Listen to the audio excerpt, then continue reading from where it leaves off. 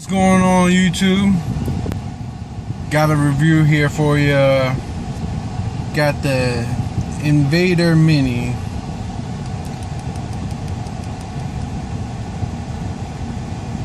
It's a 50 watt temp control, uses a single 18650. It is not rechargeable. It's made by Heatvape.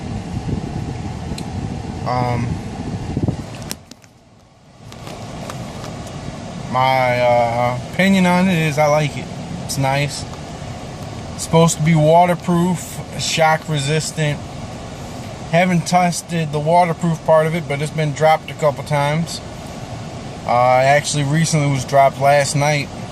I had my Atlantis Mega on here, broke the glass. Box still works great. This little rubber coating here, oops, wrong side of the camera. As you see, this is the button, and it's starting to peel off of there a little bit. Not bad. That's really more cosmetic than anything. I currently have the OCC nickel coils in a Sub-Tank Plus. Got her set to 550 degrees, 50 watts.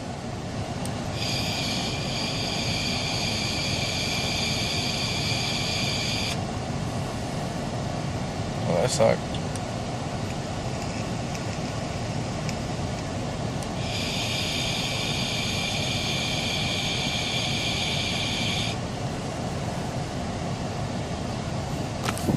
Sorry, technical difficulty here. It's actually user error.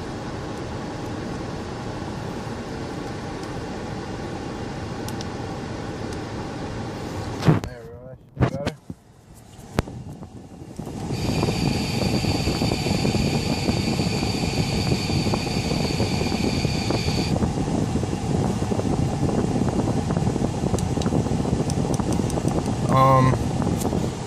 To change the temp mode on here, though, the temperature, you gotta lock the screen by pushing the fire button 5 times like normal, and then you hold the minus button and the fire button down at the same time.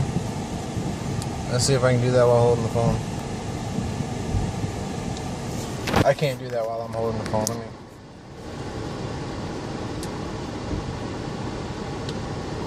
Now you can change your temperature.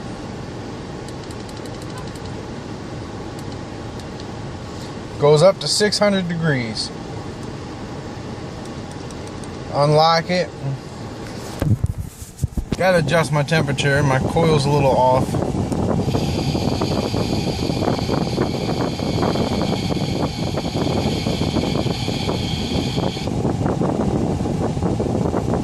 But it works good. It really does.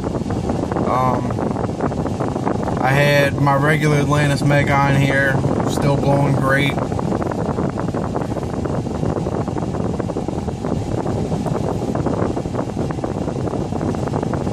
Oh, I hate not being in my truck.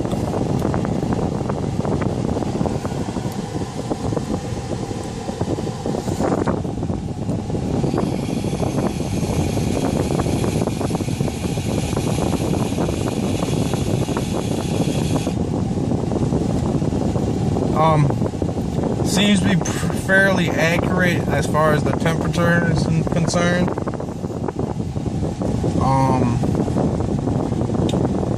Doesn't recharge. I mean, you can't, no onboard charging chip on here, which with current events regarding IPv4, stuff like that, not a bad idea.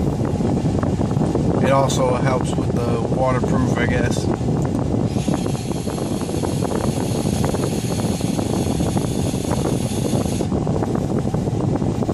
And for, what is it? I think it's 85 bucks at vaperunners.com, which is where mine came from. It's not a bad deal. It's far cheaper than getting yourself anything with a DNA in it, pretty much.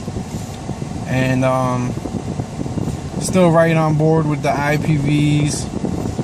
And yeah, it doesn't have that high wattage capability that the IPv4 or the new Sigelli 150 when that comes out, or even the Snow Wolf.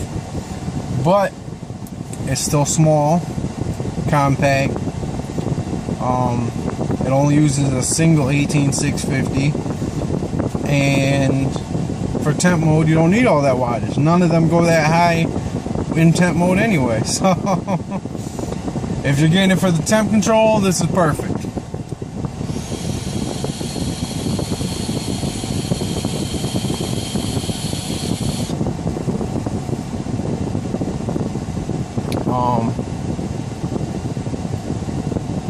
I like it. It's not bad. I've had it about a week or so now, maybe 2 weeks, and it's nice. I enjoy it. I want my Atlantis Mega back, but that's tank point.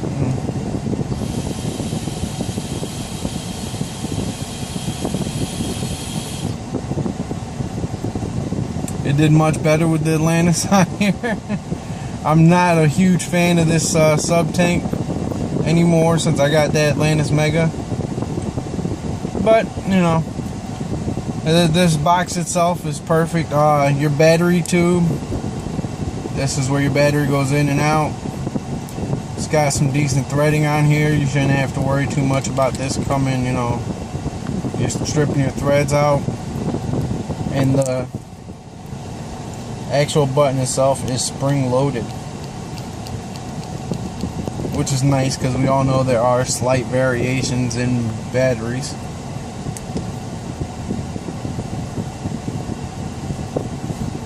Not gonna be able to see inside there too well, but not bad.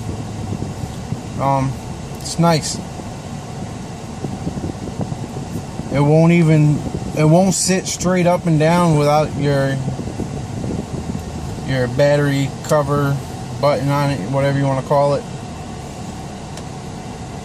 because it's got this lip there. With it on, it will sit straight up and down.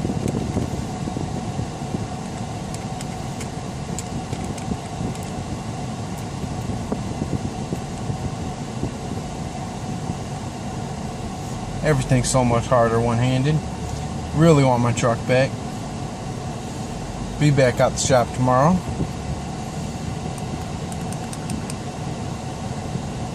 Turn it back on. It still saved all my settings. Sorry, the sun came out of nowhere. Still saved all my settings.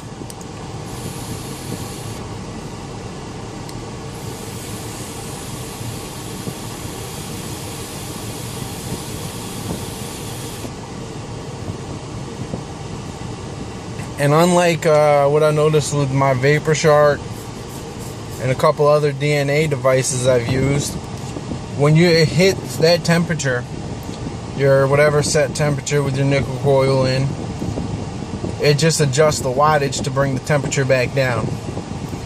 It doesn't, you know, just cut off the wattage or whatever. It adjusts it. As you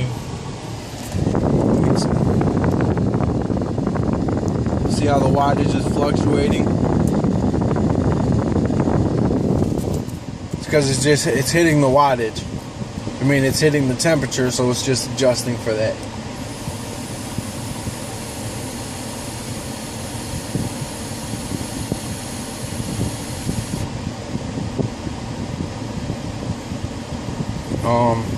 It's nice. It does have a tendency, it does, if you leave it sitting for too long, it'll turn off. You just gotta hit the power button a few times, turn it back on. Besides that, I like it, enjoy it. It's a nice little mod.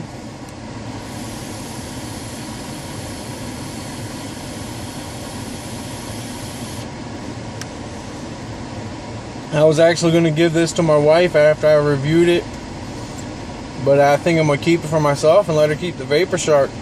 I like it. It's heavy. Feels good.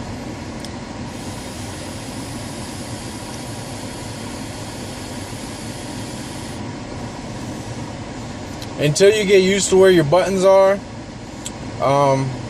It's a pain in the ass to vape in the dark though, because you can't see that button. I've heard it comes in different colors from what I've heard. I didn't do any research on it because it would taint my review.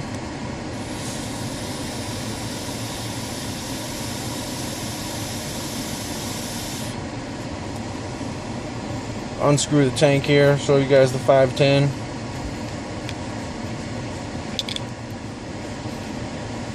There's your 510. It is spring loaded also,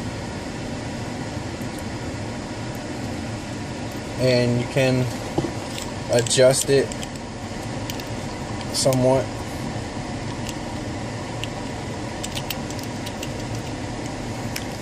Yep, 1 second. Yep. Take it off so it can be replaced. I'm sorry, it's not spring loaded.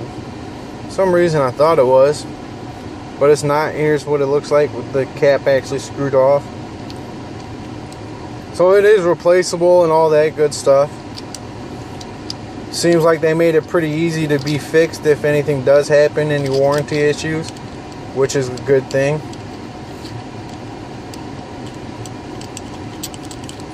Because we all know that things do happen. So I'm going to reassemble it here. Reassembles pretty easily.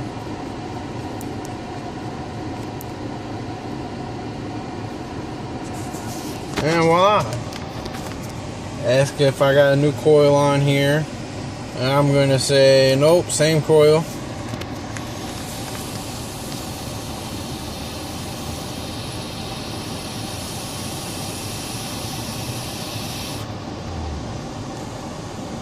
Bam, see, still vaping great. You guys vape on, stay bearded. Got a new juice review I'll probably be doing later on today. Have a good one. I'm out.